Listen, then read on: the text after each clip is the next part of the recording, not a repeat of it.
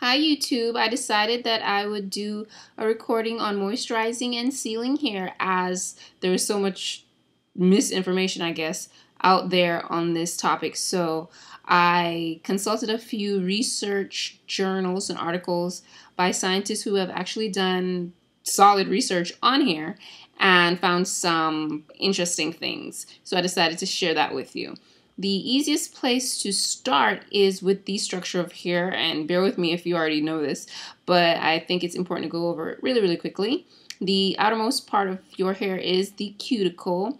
It's made up of 7 layers of proteins that are kind of situated like scales on fish or like shingles on a roof.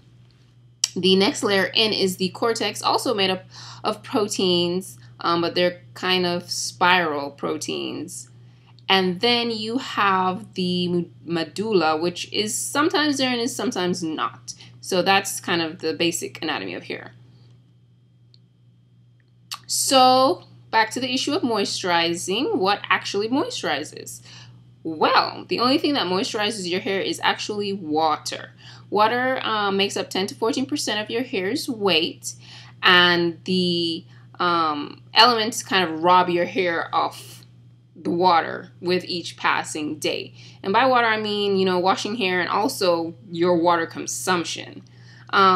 So water bonds to the hydrogens in the protein inside the cortex of your hair. And that's what makes your hair bouncy and have lots of body, and as lots of people like to say, makes it manageable.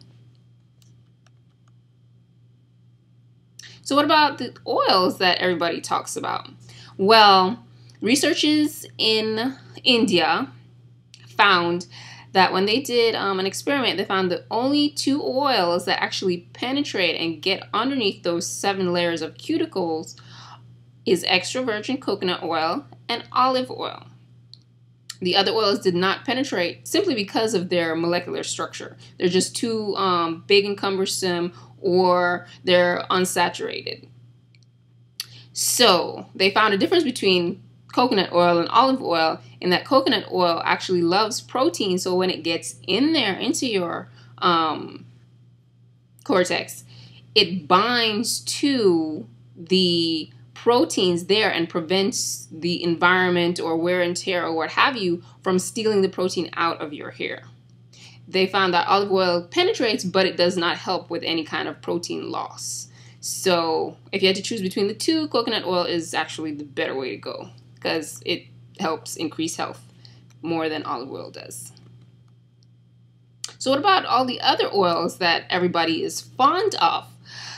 Like jaboba oil, shea butter, sunflower, you name them. They all coat the hair, which is a good thing, but they all coat the hair. They don't actually get in there and serve any other purpose. But researchers also did a study on this, and they found that every time you brush your hair or you're styling your hair, they found that it creates tiny little cracks or breaks in those layers of cuticle. But if you place one of the other oils on your hair, the jojoba oil or the shea butter or what have you, that creates a barrier between the comb, between the elements, and it reduces severely the amount of breaks that you have in the cuticle. This is really important because once you get rid of those 7 layers of cuticle, you've damaged them, you've blow dried them away, you've combed them away, brushed them away, they are gone. There's no repairing that. They don't grow back. So you really want to protect them, and specifically the ends of your hair, because those are the oldest, they've been combed longest, they've been rubbing against your shirts the longest, etc.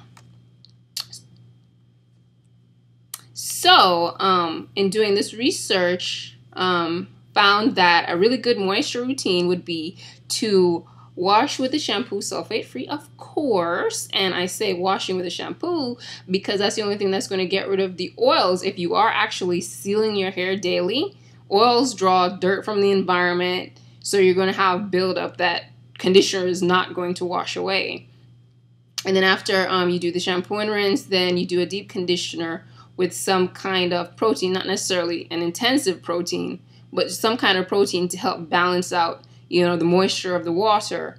And then after that, after you rinse that one away, apply the coconut oil or the olive oil, like just a little, not like go excessively overboard with it or anything, but just a little. And then you seal that in, because that's going to actually penetrate your hair shaft, with one of the oils or creams or what have you that don't actually penetrate the hair shaft.